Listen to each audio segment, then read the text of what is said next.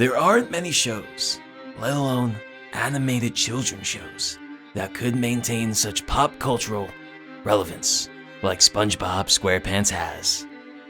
Since 1999, this yellow happy-go-lucky sponge has captivated generations. SpongeBob has always been the dim-witted, overly excited, childlike character that we have all come to know and to love. Or is he? While appearing this way on the surface, we believe we have enough evidence gathered below the surface to support that he may actually be the contrary, a super genius. Despite working under Mr. Krabs as a fry cook at the Krusty Krab and spending much of his free time absorbed in mindless activities such as jellyfish catching and bubble blowing, he may have actually once been a child prodigy before it all. Side note, if you enjoy this theory and would like to see more, please like, comment, and subscribe. And make sure to leave a comment down below of what you'd like to see next. And we mean it. We really do take suggestions.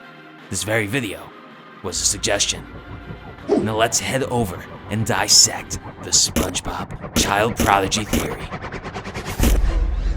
Now before we take a look at the evidence that we have gathered, we'd like to credit Reddit user Jackson Whipple for igniting this theory, and a lot of what we are about to dive into is based on what he had suggested. His base claims are that SpongeBob SquarePants is not only a scholar, but went to one of the most prestigious universities under the sea. He was respected among peers and the extremely wealthy. This is probably why SpongeBob pays Mr. Krabs to work at the Krusty Krab. But more on that later. His theory also theorizes that after SpongeBob's scholar success, his life quickly came crashing down after alleged homosexual behavior. SpongeBob then chose to leave all of this behind and start a brand new life in the city of Bikini Bottom. Postulate 1. Book smart. One of the most compelling pieces of evidence that we have gathered is around 20 years old at this point. In Season 1, Episode 4, titled Boating School, SpongeBob is seen to have a massive, grand library located underneath his house. It is locked away like a secret chamber and is shown to have thousands of books, maybe millions. It's actually appeared throughout the series multiple times as well. In this episode, in particular, it is used to help SpongeBob train/cheat for his boating test. In the episode titled Something Smells, it is used to motivate SpongeBob and convince him that he is not ugly.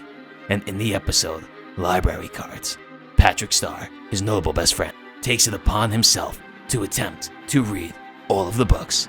It's very strange that a character who often appears dull and empty-headed would possess quite possibly the largest library in Bikini Bottom. Now looking back at the episode, Boating School, we are also made aware of how serious he takes education. The anxiety and nerves he has before the test shows that he cares tremendously. And for a character of his nature, this is bizarre. This can also be seen in the episode titled New Student Starfish. SpongeBob takes his notable semi-slow best friend Patrick Star with him to school. One thing to take note of is that they arrive exactly at 6:20 a.m., while class does not start until 9 o'clock a.m. Even arriving at such an early time, SpongeBob still thinks it isn't early enough and declares this is late for being early. Late for being early. SpongeBob is punctual, maybe more so than we thought. As the scene continues, we are introduced to the Good Noodle Board. Essentially, the Good Noodle Board represents all of the classroom students, and next to their names there are gold stars representing their achievements. SpongeBob had by far the most gold stars in the classroom, having amounted a staggering 74 gold stars. A goddamn landslide. SpongeBob then gives a kind gesture to his friend and adds him to the board. Throughout the episode, we see Patrick Star and SpongeBob's inability to work together, as they just can't seem to focus. Jokes are being made, and games are being played. Their teacher, Mrs. Puff, is almost at her breaking point here. Patrick then decides to draw an offensive picture of Mrs. Puff, calling her a big, fat meanie. Mrs. Puff then sees this abomination and thinks the drawing was actually made by SpongeBob SquarePants. She responds to this crude humor by taking out a scraper to remove one of his gold stars from the desired good noodle board. SpongeBob is both devastated and traumatized, understandably. The loss of this small academic achievement affects SpongeBob in such a way that it's almost impossible to not take notice of. This also wouldn't be the only time we saw prestigious awards earned by SquarePants either. In Season 2, Episode 2, Big Pink Loser, we are invited into one of the most important parts of SpongeBob's Pineapple Ocean home. In the episode, a male fish delivers Patrick a package by mistake that was actually supposed to go to SpongeBob. Inside the package is an award, a large, shiny, golden trophy. Once Patrick shows SpongeBob his newest prized possession, he realizes that it in fact belongs to SpongeBob. Patrick is then introduced to SpongeBob's special award closet. Yes, that's right. A whole room is filled to the brink with trophies, like a secret room full of hidden treasure. It's almost as if SpongeBob is hiding these achievements from his friends and the public. Wouldn't some of these awards be on shelves and on display? Why would they be tucked away, locked in a dark and cold closet? What is he hiding? Postulate 2. Absorbing talents. Typically, knowledge is power, and knowledge can also fuel passions and talents. For instance, SpongeBob has a somewhat decent-sized arsenal of talents and skills that are very overlooked. Now, we aren't talking about genetic or physical talents due to him being a sponge. Rather, talents that require a vast amount of learning, skill, and time to master. In the episode Sold, we learn that SpongeBob is actually, in fact, multilingual. To everyone's surprise, he has the ability to speak fluent German. Where the fuck did he learn this? Another set of skills can be viewed through his musical talents. SpongeBob is shown to have an incredible singing voice that he often pairs with his nose as a flute. Tame Impala-esque. He is shown to be the lead singer in the episode Band Geeks, and is shown using his nose as a flute in the iconic closing note of the SpongeBob SquarePants theme song. There have been countless episodes throughout the series where we see our genius demonstrate his talents playing the ukulele, the acoustic guitar, and yes, he even shreds the electric guitar. It seems like there isn't much that SpongeBob can't do. In the episode Squidward, we see he is a fantastic ventriloquist. In the episode Cave-Dwelling Sponge, we see he is a fantastic dancer. In the episode Artist Unknown, we see he is a fantastic sculptor. And throughout the years, we see his culinary skills are simply unmatched.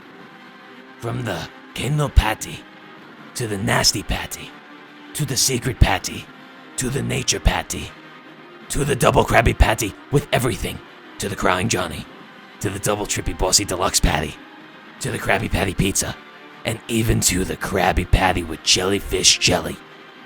His creative, delicious skills are one in a goddamn million.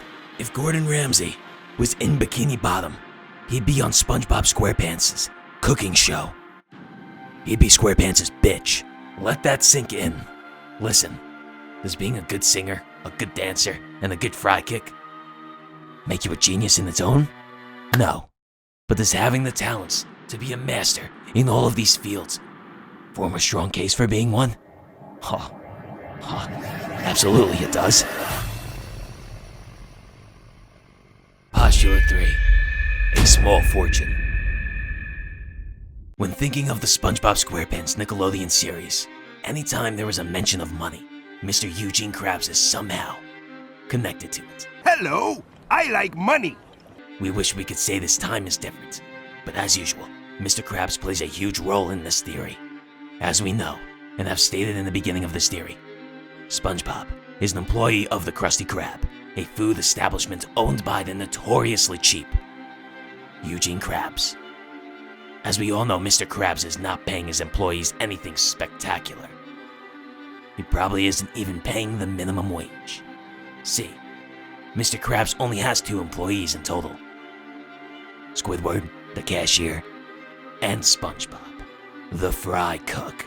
In the episode, Squid on Strike, it is surprisingly revealed that SpongeBob pays Mr. Krabs to work at the restaurant. Yes, you heard that right. SpongeBob SquarePants pays to work there. In another episode, it shows that they are only paid 1 nickel, which is 5 cents, a day. And SpongeBob doesn't even care. He actually starts to laugh, thinking that it's hilarious he's getting paid so low. Another day, another nickel. In another episode, 1 course meal, we see Mr. Eugene Krabs is even paying SpongeBob in wacky bucks, a fake currency. So what's the mystery here? Mr. Krabs is cheap? And a horrible boss? No. The point is, why was SpongeBob laughing at his ridiculous pay? Why does he refuse to work anywhere else, even when he was fired for a short amount of time? SpongeBob, you're fired! Of course, he could make money virtually anywhere else with his endless talents. Why is not getting paid not a problem for him? And more notably, how does he survive with no money? It's simple. Not only does Mr. SquarePants have money, but he's living off of a goddamn fortune. Now, you see, we believe the only way all of this is plausible and sustainable is that SpongeBob is loaded, and may very well be the richest man in Bikini Bottom. From his prior life of academic success, he has made quite the fortune. However, when he walked away from it all, he just wanted simplicity and happiness. After all, ignorance is bliss. As we said before, with knowledge comes power, and maybe SpongeBob couldn't handle all the money, fame, and fortune. The ocean is a large place, and coming to a small city, like the Bikini Bottom, gives him a place to start over, to start fresh. As discussed before, SpongeBob lives in a pimped-out pineapple that could rival any home seen on MTV Cribs. For a fry cook who ultimately works for free, how could he afford this mansion of a pineapple? On 124th Conch Street is a magnificent home belonging to Mr. SquarePants. Taking a look at his house is simply breathtaking. There is a decently sized garage out back, a large living room, accompanied by a large kitchen to match. Also keep in mind all the closet space for all those trophies. On the 2nd and 3rd floor, yup, there's 3 floors, SpongeBob's master bedroom and bathroom can be found, along with the library and gallery as well. Also, don't you forget the home gym and the rooftop porch balcony seen in Jellyfish Jam. Take a look at your home. Take a look at any other home in the Bikini Bottom. This is money. This is being the cream of the crop. Postulate 4. What happened? Okay, starting over. But why? Why walk away from a respected life filled with money and achievements? Maybe the short answer was happiness, but the long answer is this. And while the Reddit user who sparked this theory stated that he left due to homophobia, we believe it is due to something else. Depression, disgust, and an overabundance of pressure. Like many have said, money cannot buy happiness. Sure, it can help, but how much can it truly do if it's costing you everything you are? The world of business is known to attach itself to horrors, awful, terrible things. Of course, business is business, but maybe for SpongeBob SquarePants, it was too much. Look at how some real-world companies use any means to destroy their competitors. For the purpose of this theory, we're gonna have to take a look at the horror that took place right here in Bikini Bottom. The Jellyfish Jelly Factory. In the episode titled Jellyfish Hunter, we learn a disturbing truth about jellyfish jelly and Mr. Krabs. Jesus Christ. Inside the factory, SpongeBob discovered that Mr. Krabs has set up robots and machinery to extract all jelly from jellyfish in various cruel and inhuman ways. From drying out jellyfish via milking the stingers, to using a rolling pin to squash and push out the jellyfish jelly from the jellyfish, to even using a citrus squeezer as a person would to lemons, to even force tickling jellyfish to make them sneeze out jellyfish jelly. Okay, listen, whatever it is SpongeBob was involved with prior to his time in Bikini Bottom, it was obviously enough for him to walk away. Again, there are multiple possibilities. Was it the stress? Too much pressure? All are viable hypotheses. As we know, SpongeBob often lacks the willpower to stand up for himself. Even his arch nemesis Plankton points this out in Walking Small, when beachgoers were walking all over SpongeBob. SpongeBob's gullible personality makes him more prone to manipulation. We can only imagine what these higher-ups could have done to him. Being taken advantage of is the tip of the iceberg with this theory.